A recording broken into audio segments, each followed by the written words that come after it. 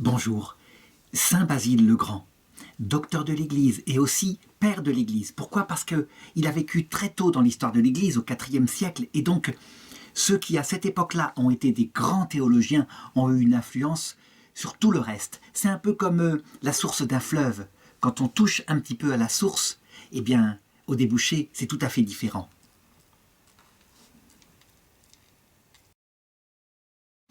En général, on garde le titre de grand. Par exemple, il est attribué aussi à Saint Grégoire le Grand, Saint Léon le Grand, et pourquoi pas Saint Jean-Paul II le Grand. Eh bien, à quelqu'un qui a apporté quelque chose de radicalement nouveau dans l'histoire de l'Église, sur un point ou sur un autre. Et en l'occurrence, pour lui, eh bien, on peut dire qu'il est l'auteur de la première règle monastique, de la première règle avec son équilibre profond, parce que c'est ça qui le marque. Et il influencera durablement le monachisme jusqu'en Occident avec Saint Benoît de Nursie. Et puis, il y a sa défense des bases de la foi catholique, qu'il fait comme un évêque courageux, où il dit, moi, je dirais, avec mes défauts, quels qu'ils soient, quand il s'agit de la parole de Dieu, de ce qui est le message du Christ, eh bien vous auriez beau me torturer avec des ongles de fer, me jeter au feu ou quoi que ce soit, jamais là-dessus je ne ferai une seule concession. Alors je voudrais raconter sa vie et elle me permettra d'aborder toute une série de problèmes théologiques. Par exemple, le fait qu'il est d'une famille de saints. Est-ce que la sainteté peut se transmettre comme cela? Et puis, le fait que il a intégré sa culture païenne, comme d'ailleurs saint Augustin, quelque chose qui marquera fortement l'Église catholique et l'Église orthodoxe, qui ne fera pas une séparation dialectique entre ce qui est bon, vrai, beau et qui vient des païens et ce qui vient du christianisme. Et puis, se posera la question de la manière dont il faut combattre l'hérésie. Quelles sont les mesures qu'il faut appliquer lorsqu'on débat avec quelqu'un qui affirme quelque chose qui s'oppose à la foi catholique? C'est un vrai problème jusqu'à aujourd'hui, parce qu'on voit certains qui sont capables d'une haine violente au plan intellectuel pour quelqu'un qui pense différemment d'eux sur ce sujet-là. En réalité, ça doit toujours se faire avec la charité fraternelle. Alors, qui est cet enfant qui s'appelle Basile? Il naît vers 330 après Jésus-Christ. Donc, je dirais, on est au tout début de la paix de l'Église grâce à l'édit de tolérance qu'on appelle l'édit de Milan. Il ne faut pas croire cependant que la religion catholique est la religion d'État. Je sais que la grande histoire de l'Église, inventée par les protestants, consiste à dire que tout vient de l'empereur Constantin. En réalité, c'est bien plus tard, 50 ans plus tard, qu'elle deviendra religion d'État avec l'empereur Théodose. Pour le moment, la situation est juste une tolérance. Et il faut le comprendre, pour cette famille de combattants pour la foi catholique, c'est quelque chose d'extraordinaire. Parce qu'il ne naît pas dans n'importe quelle famille, c'est une famille de saints. Il faut citer par exemple sa grand-mère, qui s'appelle Macrine l'Ancienne, qui a été persécutée gravement avec sa famille à l'époque de Dioclétien, qui a dû se réfugier dans la forêt, mais qui jamais n'aurait abandonné sa foi, et qui l'a transmise à ses propres enfants, qui eux-mêmes l'ont transmise à leurs enfants. Cependant, la transmission de cette foi, eh bien, elle se fait dans un milieu riche, mais aussi un milieu cultivé. Ça veut dire qu'on ne l'impose pas dans l'aveuglement, on l'impose à des êtres qu'on veut élever dans l'intelligence. Et donc, on s'efforce de leur donner la meilleure formation intellectuelle qui est celle de l'Antiquité, en les envoyant dans les meilleures écoles de l'époque. On peut s'étonner que Basile n'ait pas été baptisé dans sa petite enfance. À cette époque-là, ça ne se fait pas systématiquement. Et par contre, on les baptise par l'enseignement de la foi, un enseignement appris sur les genoux de sa maman, avec la prière que donne sa maman, mais aussi avec l'enseignement. Et puis, on estime que le baptême viendra le jour où, adulte, eh bien, on sera capable d'y adhérer. C'est une pratique pastorale comme une autre, et la grâce, manifestement, elle passe dans la petite enfance. Alors on peut citer, parmi ses frères et sœurs, beaucoup qui seront canonisés. On peut dire qu'ils sont des supports de l'Église à ses tout débuts. Comme ça, c'est une famille extraordinaire. Par exemple, il y a Sainte Macrine la Jeune, qui sera une moniale, qui est sa sœur. Il y aura son frère Saint Grégoire de Nice et son autre frère Saint Pierre de Sébaste, sans compter un autre qui se fera ermite. mais qui mourra très jeune d'un accident de chasse, semble-t-il. Alors donc, sa jeunesse se passe en sainte compagnie. Il semble qu'il est élevé par sa grand-mère, Sainte Macrine l'Ancienne, et puis à un moment donné, alors qu'il est petit, ils viennent s'installer au pont, et rapidement, ils reviennent en Cappadoce. C'est pour ça qu'on l'appelle un des pères cappadociens.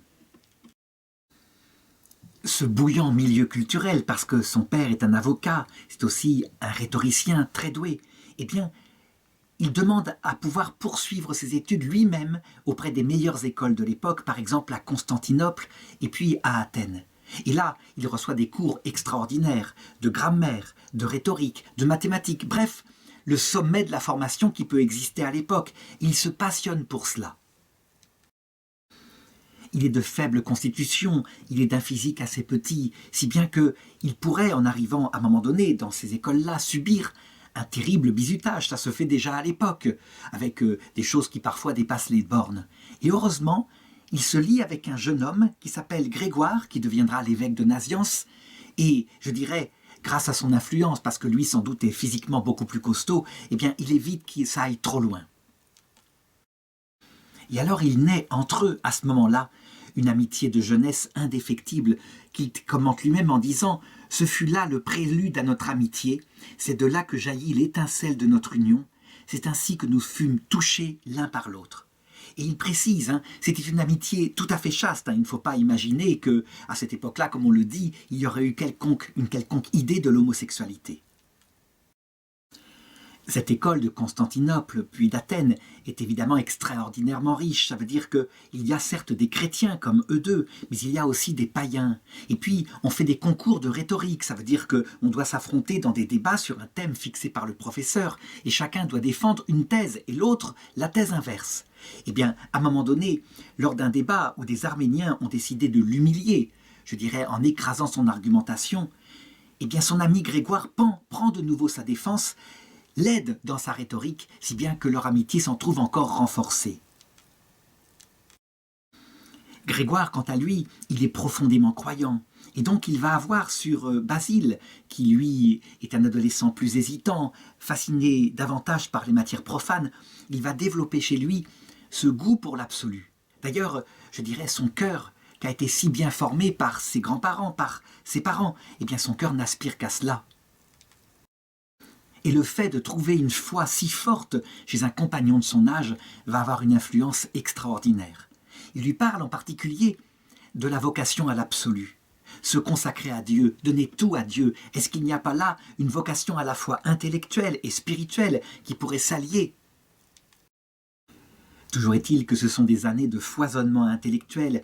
Il étudie la littérature grecque classique, et en particulier les lettres comme Homère, Eurydice, Sophocle, donc ce sont des grands tragédiens, mais aussi la philosophie grecque, Aristote, Platon.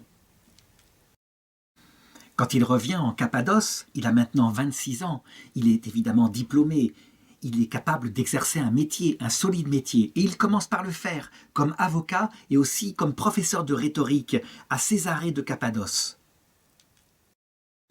Cependant, il y a toujours cet aiguillon de l'absolu qui est là, et quand il visite sa sœur, qui s'appelle Macrine la jeune, et qui maintenant vit une vie monastique, une vie retirée dans un petit monastère avec des compagnes qui sont souvent les servantes de la maison et aussi sa propre mère, eh bien, il constate à quel point elle semble avoir choisi ce qui est durable et d'avoir abandonné ce qui est passager. Il s'ouvre à sa sœur, qu'il admire beaucoup, de ce qui se passe dans son cœur, et elle l'encourage maintenant à faire le choix de l'éternité et à recevoir le baptême.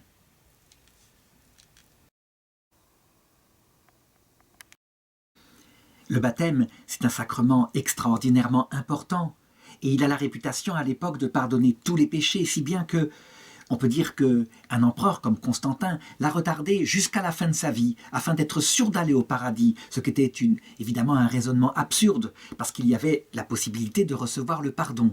Mais à cette époque-là, il y avait aussi des crises dans l'Église. Certains refusaient le pardon. Ils refusaient qu'on puisse administrer le pardon par le sacrement de pénitence plus d'une fois.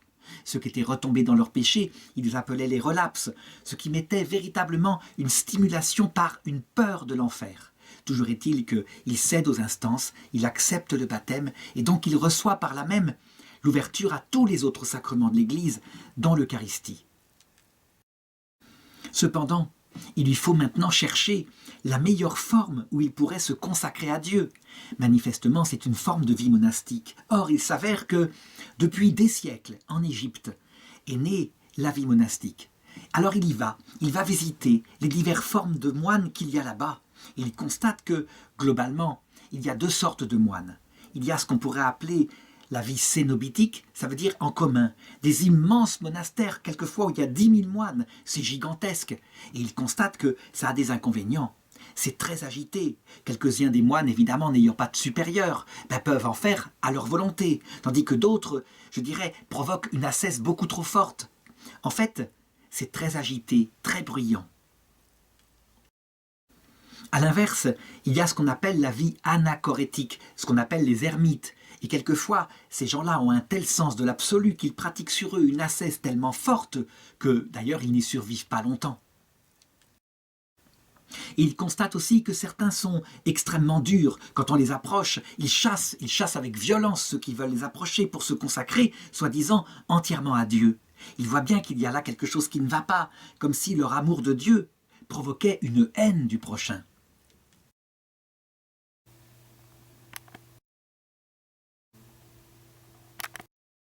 Il prend conseil aussi de grands starètes, de grands maîtres spirituels de l'époque, et il se fait une idée qui, je pense, va se fonder sur son tempérament, qui est modéré par nature à cause de sa petite santé. Toujours est-il qu'il va se dire, si j'entre dans une forme de vie, je vais écrire une règle qui sera équilibrée, qui se servira de toute l'expérience des anciens. Et donc, à 28 ans, il revient dans sa patrie, en Cappadoce, il retourne voir sa sœur et sa mère, et il décide de s'installer de l'autre côté de la rivière, d'abord dans quelque chose où il vivra comme ermite, mais qui pourra accueillir tout à fait ouvertement d'autres vocations, pour faire une communauté monastique qui ne sera ni trop grande, ni trop petite, qui sera suffisamment grande pour que le père abbé puisse connaître chacun de ses moines et s'occuper de lui comme un fils. Et en même temps, il reste en contact avec le monastère des femmes qui est de l'autre côté de la rivière, ce qui permet de les aider par des enseignements, en tout cas d'échanger tout à fait profondément sur la foi chrétienne qui est leur vocation commune. Son ami, le futur saint Grégoire de Nazianze, avec qui il était étudiant, je l'ai dit, à Athènes et puis à Constantinople, vient souvent le visiter. À cette époque-là, on voyage beaucoup dans l'Empire romain. Et donc, ils échangent des avis. Et puis, il lui envoie des lettres où il donne les premiers projets de sa règle monastique, que lui garde précieusement. Et ça va donc donner, au terme, ce qu'on appelle la règle de Saint Basile. On peut même dire que tous les moines orthodoxes pratiquement se disent basiliens parce qu'ils fondent leur vie religieuse sur Saint Basile. Cette règle, elle se caractérise par son extrême équilibre en tout. Je dis bien équilibre en tout. Équilibre entre les horaires, la prière, le travail, le sommeil, les récréations. Il garde aussi des moments de détente pour les moines, c'est important. Si on tend trop l'arc, dira beaucoup plus tard saint Cassien, on le casse. Il faut donc être capable, pour être un meilleur moine, de se détendre quand il le faut.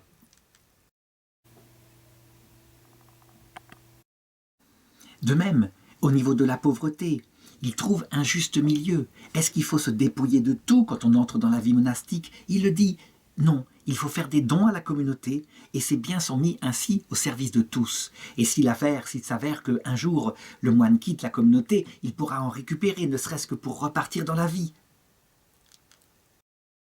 En réalité, par la communauté, le moine n'est pas pauvre, et ça lui permet de mieux se consacrer à la vie monastique. S'il s'impose une pauvreté telle qu'il meurt de faim, alors pourra-t-il prier? Bien sûr que non. Beaucoup de communautés monastiques aussi ne voulaient pas de prêtres dans les communautés, parce que le prêtre, il a une certaine autorité, et donc c'était source d'orgueil. Il fallait se dépouiller même de cela. Basile, lui, il accepte qu'il y ait des prêtres, ne serait-ce que parce qu'il donne les secours des sacrements, chose très importante, tout de même instituée par le Seigneur. De même, si on est seul, on ne doit pas être radicalement seul.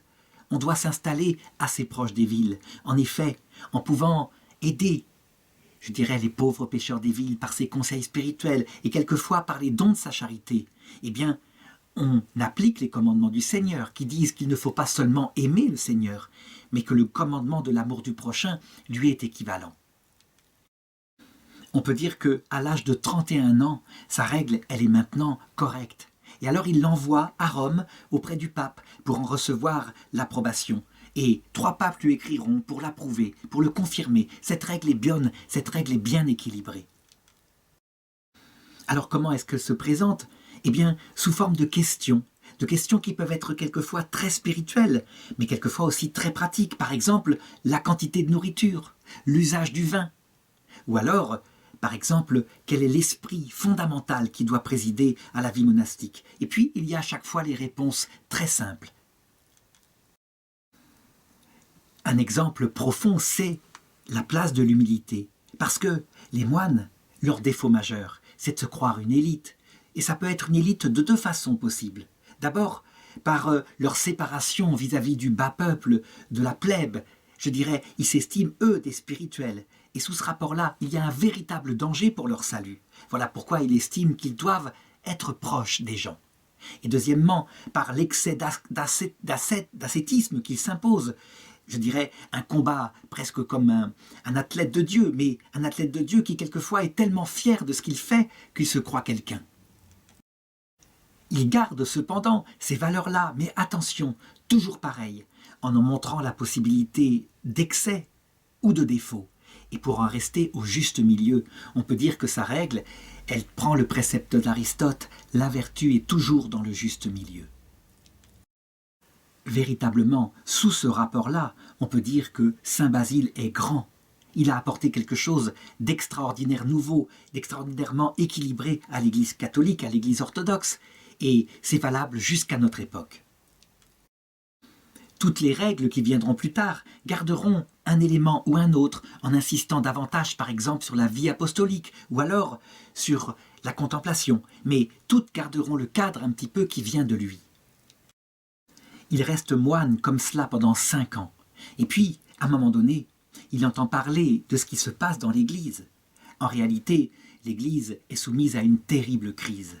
C'est la fameuse crise théologique de ces premiers siècles de la réflexion, la crise en particulier de l'arianisme, mais il y a bien d'autres hérésies qui se multiplient à cette époque-là. En effet, avec la paix est entrée la réflexion théologique, et là, on peut véritablement, je dirais, essayer d'établir ce qui est vrai, ce qui est faux, quelle est la vérité présente dans l'Évangile. Et c'est pas toujours facile, parce que les textes de l'Évangile, parfois, semblent porter des contradictions.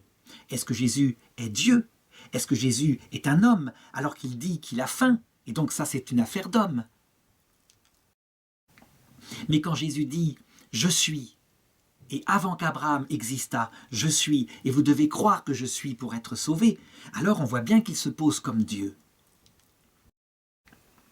Il y a eu un concile qui s'est réuni, et qui est déjà un peu ancien, le concile de Nicée, qui a établi unanimement de la part des évêques la foi catholique, et même un credo, à savoir que le Christ est vraiment Dieu, qu'il est la contemplation éternelle du Père, qu'il jaillit du Père par la lumière, c'est-à-dire par la contemplation, et que sa nature est absolument coéternelle au Père, absolument égale au Père, de même dignité, homoousion, dit-on. Eh bien, cette foi de Nicée, elle n'a pas fait l'unanimité, loin de là, et elle est profondément contestée, et en particulier par un archevêque qui a posé une nouvelle doctrine. Il s'appelle Arius, et Arius essaye de démontrer qu'en fait, la vérité, c'est que le Christ est un homme, tout simplement un homme, et que c'est en exagérant et en prenant au sens propre des propos qui sont métaphoriques dans sa bouche qu'on l'a établi comme Dieu. Et donc, l'évêque de Césarée, qui s'appelle à cette époque-là Dianius, eh bien l'appelle à son aide, certainement pour ses compétences intellectuelles, parce que lui, il a fait de la métaphysique, et donc il pourra l'aider à argumenter face aux Ariens qui se font de plus en plus pressants. Cet évêque meurt très vite, et son successeur, qui s'appelle Eusèbe, évêque de Césarée, eh bien, il décide de lui proposer d'être ordonné prêtre. Il deviendra ainsi son collaborateur, on peut presque dire en termes actuels, son vicaire général. Et il va l'aider dans la gestion du diocèse, mais il va l'aider aussi par sa solide formation intellectuelle, qui lui vient de famille, je l'ai dit. C'est donc comme simple prêtre qu'il passe les persécutions de Julien, l'empereur romain, qui a décidé de rétablir le paganisme dans l'Empire. Fort heureusement, le règne de Julien l'apostat ne durera que 2 ans, et donc la persécution s'arrête vite. Les choses ne se passent pas toujours facilement avec son évêque, ce sont 2 fortes personnalités, si bien qu'à un moment donné, à cause de conflits dont on ne connaît pas tellement la cause, eh bien, il retourne auprès de son monastère. Et puis arrive quelque chose de beaucoup plus grave. Le nouvel empereur de la partie orientale de l'Empire, qui s'appelle Valens, a pris fait et cause pour l'arianisme. Ça veut dire que pour lui, son rôle d'empereur, c'est d'unifier l'Église autour de la foi d'Arius, à savoir le Christ n'est pas Dieu, et donc de combattre les évêques qui seraient nicéens. Et alors Valens, qui est un empereur, donc un politique, eh bien il prend des moyens d'empereur pour imposer son opinion, à savoir déportation d'évêques, menaces sur ceux qui résistent, et puis des honneurs extraordinaires à ceux qui veulent bien le suivre dans sa foi arienne. Devant le danger, l'évêque Basile de Césarée rappelle évidemment Basile, et Basile accepte de revenir. Et le combat commence, un combat rude. Et là, il faut véritablement se pencher sur le combat de l'époque. On peut dire que chacun est tenté, la passion montant, l'empereur s'y mêlant, de pratiquer ce combat sans charité. Et il faut le reconnaître, de part et d'autre, il y aura des déportations, il y aura des évêques qui mourront en exil. En réalité, là-dedans, face à un combat qui est d'ordre théologique, la seule arme qu'il faut utiliser, dit Basile, c'est l'arme de la vérité, l'arme de la prédication, l'arme de l'écrit. Basile n'oublie pas cela, et on peut dire que, depuis sa conversion, la foi dans le Christ, son union personnelle au Christ à travers sa vie monastique, bien, lui fait vivre ce qu'il a vécu quand sa sœur l'a indiqué qu'il fallait tout quitter pour l'essentiel, et que le jour où il dit « m'éveillant comme d'un profond sommeil, je me tournais vers l'admirable lumière de l'Évangile et je pleurais sur mon admirable vie », c'est ce qu'il écrit dans sa lettre 223, eh bien, ce jour-là, il pratique son combat contre les hérétiques de la même façon, toujours avec intransigeance en ce qui concerne la vérité. La vérité ne saurait être édulcorée, mais avec charité envers les personnes. Et ce ne sera malheureusement pas un exemple universellement suivi à cette époque-là. Par exemple, à cette époque-là, il doit être confronté à l'écrit d'un arien particulièrement retors, extrêmement bon philosophe, qui s'appelle Eunomius. Eunomius pense qu'il a triomphé du concile de Nicée de la manière très simple suivante. Dieu, par définition, c'est celui qui n'est jamais né, c'est l'Éternel. Et donc, le Père, qui est éternel, ça se comprend. Mais si le Fils est engendré, c'est donc que le Fils n'est pas Dieu, tout simplement. Ou alors, on ne peut plus définir Dieu comme étant celui qui n'est né jamais.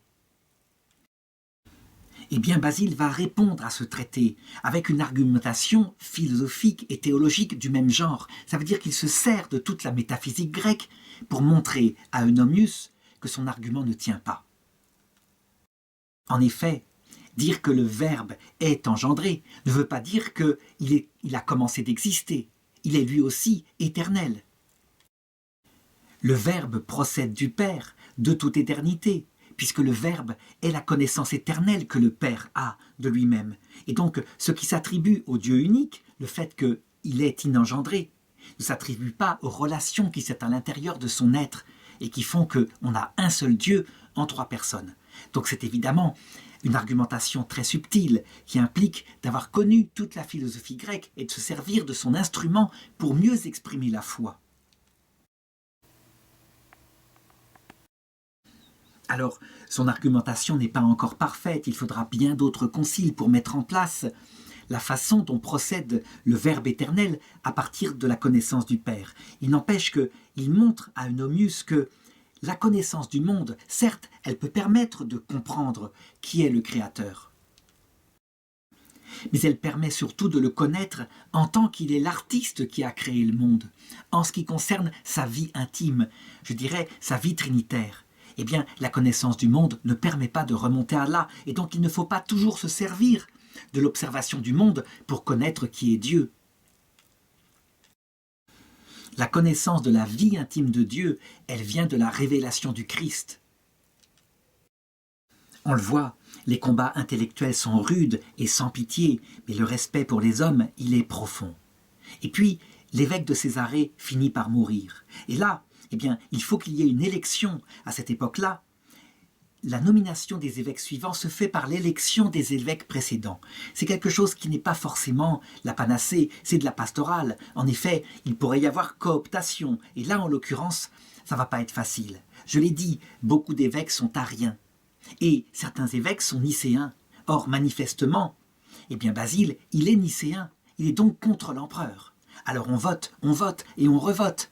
Et finalement, à une voix près, il finit par être élu évêque de Césarée. Ce qui fait de lui d'ailleurs un archevêque, parce qu'il a toute une série d'autres évêques qui sont sous sa dépendance. Et là alors, eh bien pleinement investi du sacerdoce du Christ, il va montrer sa valeur. Ce petit homme à la santé fragile, il se trouve très vite repéré par Valens, qui évidemment se dit que cette élection va à contresens de ce qu'il prône dans son empire. Et donc il le convoque. Et il passe de la menace, une menace dangereuse, menace de torture, menace d'exil, à des promesses.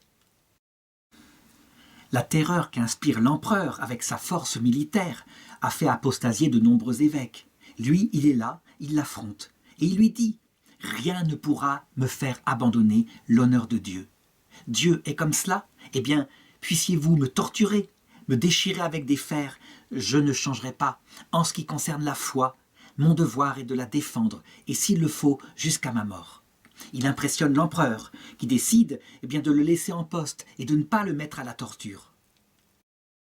On peut dire qu'à ce moment-là, avec saint Athanase, l'archevêque d'Alexandrie, il devient l'un des champions de l'Église catholique et de la foi trinitaire. Véritablement, personne n'ose le toucher, et pourtant, ses ennemis sont nombreux. Son caractère, eh bien, il a les défauts de ses qualités. C'est un caractère parfois intransigeant, qui dans des discussions n'hésite pas à affronter férocement l'argumentation des autres. L'empereur, loin de renoncer, alors essaye de l'atteindre sous l'aspect pastoral. Ça veut dire que, puisqu'il est exarque, donc il a toute une série de diocèses sous sa coupe, eh bien, il décide de diviser ses régions selon une décision administrative impériale. Et lui, il s'oppose fermement à cela. Et il nomme même des évêques qui sont nicéens, comme par exemple son jeune frère Grégoire, mais aussi son ami Grégoire de Nazianze. Il est sûr de leur foi nicéenne, et Grégoire de Nazianze, qui lui est plutôt attiré par la vie monastique, accepte, mais à reculons, ne serait-ce que par amitié, par leur amitié d'étudiants.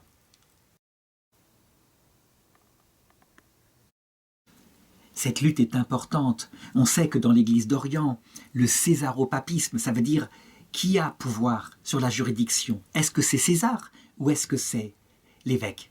Eh bien, le césaropapisme trouve ici ses premiers combats. Et on peut dire que Basile il est ferme sur ce point-là aussi. On a des paroles qu'il aurait dit à Valens lui-même en personne. Quand c'est de Dieu même qu'il s'agit, celui-ci étant contesté, nous comptons le reste pour rien. Nous ne regardons que lui. Alors le feu, le glaive, les bêtes féroces, les ongles qui déchirent les chairs font plutôt nos délices que notre effroi. Après cela, injurie, menace, fais tout ce que tu voudras, profite de ta puissance. Qu'on fasse également savoir à l'empereur que tu ne nous feras pas adhérer à l'impiété ni par la violence, ni par la persuasion.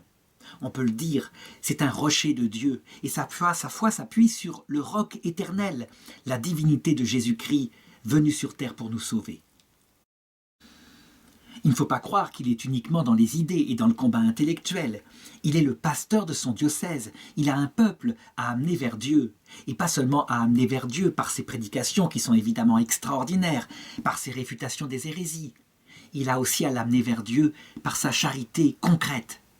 Quand la famine sévit, déjà alors qu'il était prêtre, il s'était dévoué avec son prédécesseur pour aider le peuple de toutes les façons possibles, y compris avec sa fortune personnelle qu'il avait dilapidée, si on peut dire, pour le service des pauvres. Et bien maintenant qu'il est évêque, il doit faire la même chose. Et il va le faire de manière très organisée. Évidemment, on ne peut pas compter sur les empereurs pour organiser l'assistance sociale aux pauvres. Alors, il va inaugurer, ou plutôt continuer, une tradition qui va être prise partout jusqu'à l'époque moderne par les évêques, à savoir organiser l'assistance sociale. Et donc, Basile développe des hospices, comme le fera plus tard saint Vincent de Paul, pour recevoir les pauvres et les malades. Mais il ne fait pas que cela. Il établit un établissement complet, une véritable petite ville qui comprend au centre une église entourée d'un hospice pour les vieillards, un hôpital pour les malades, une hôtellerie pour les voyageurs et les pèlerins, des logements pour les gens de service et des écoles pour les orphelins de la ville. Bref, tout l'intéresse. On est ici dans l'un de ces saints auxquels aucune misère ne peut échapper. Cette espèce de gigantesque œuvre sociale sera appelée par la suite une basiliade et ça se répandra dans toute l'Église d'Orient. Il doit aussi, comme évêque, veiller sur son clergé, sur d'abord la moralité de son clergé, parce que la tentation est grande. Pourquoi ne pas se servir des sacrements pour gagner de l'argent? C'est ce qu'on appelle la simonie.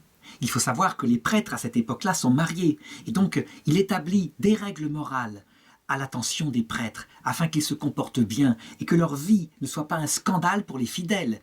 Il sait déjà que si un prêtre se comporte mal, il entraîne dans l'apostasie des centaines de fidèles.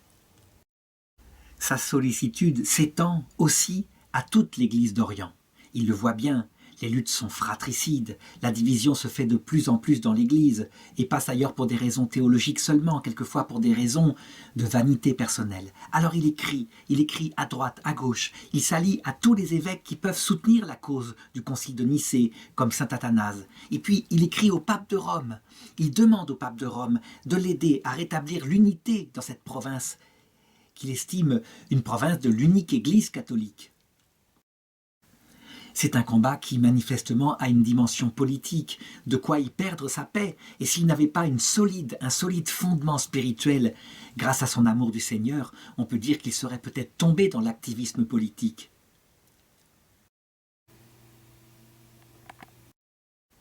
Le pape de Rome lui répondra, il approuvera évidemment la foi de Nicée, mais il ne lui donnera pas raison sur toutes les demandes qu'il avait faites d'un point de vue pastoral. Quant à son activité théologique, eh bien, il la continue en permanence.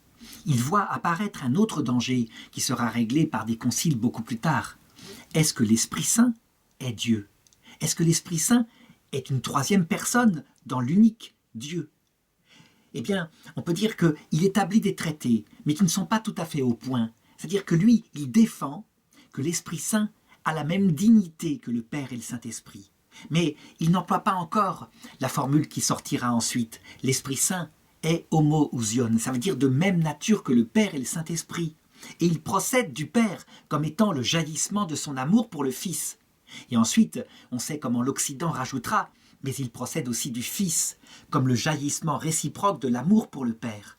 Et donc le Saint-Esprit procède du Père et du Fils. Il est Dieu parce qu'il est de la nature infinie de Dieu, dans l'unique Dieu. Ceci est très intéressant à regarder.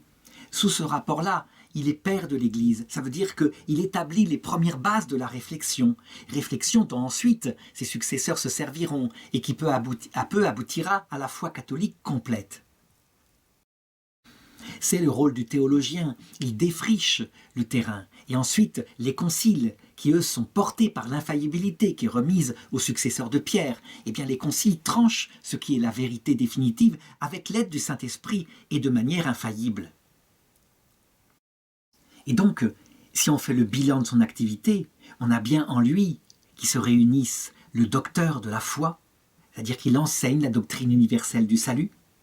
On a le pasteur de terrain qui se mêle de toutes les affaires concernant aussi bien la misère spirituelle que la misère matérielle. Ça, c'est l'exercice de la charité, tandis que le docteur exerce le ministère de la foi. Eh bien, il reste un ministère, celui de grand prêtre, et il est le grand prêtre de son diocèse. À cette époque-là, tout est à faire. Il y a certes des liturgies qui ont été écrites par des poètes ici et là, par des moines, mais tout n'est pas unifié. Eh bien, il va mettre au service de la liturgie les plus grands écrivains, les plus grands poètes de son diocèse, et lui-même, il va écrire une prière eucharistique, un canon particulier. C'est ce qu'on appelle la liturgie de Saint Basile.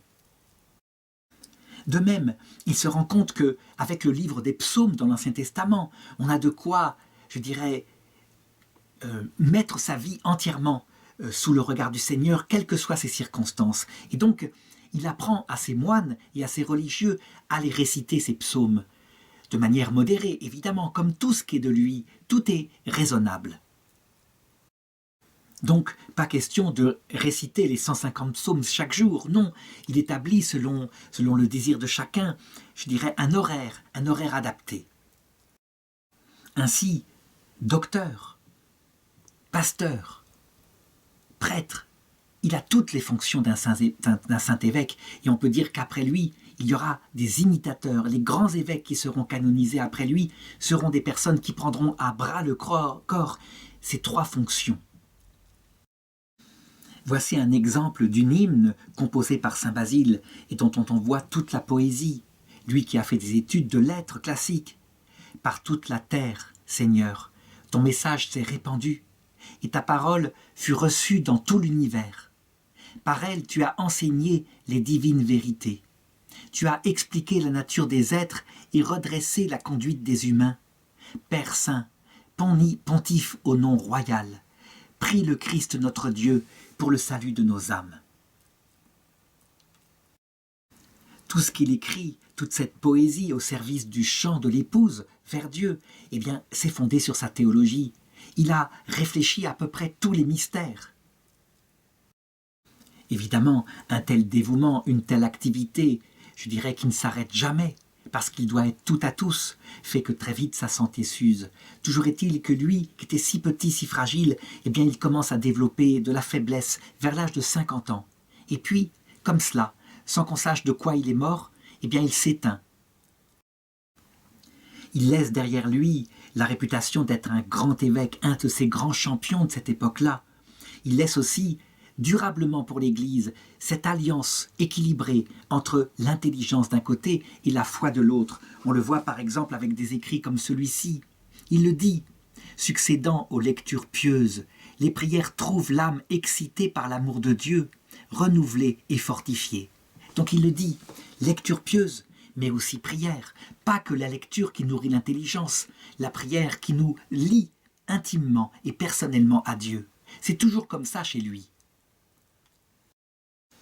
Ce qui peut résumer sa vie, eh bien c'est son ami Grégoire de Nazianze qui l'écrira en racontant sa vie. Il dit « Basile nous convainc que nous, parce que nous sommes humains, nous ne devons pas mépriser les hommes, ni par notre inhumanité à l'égard des hommes outrager le Christ, qui est notre chef commun à nous tous. Mais bien plutôt, dans les disgrâces qui atteignent notre prochain, nous devons répandre le bien et emprunter de Dieu notre miséricorde, parce que nous avons besoin de miséricorde.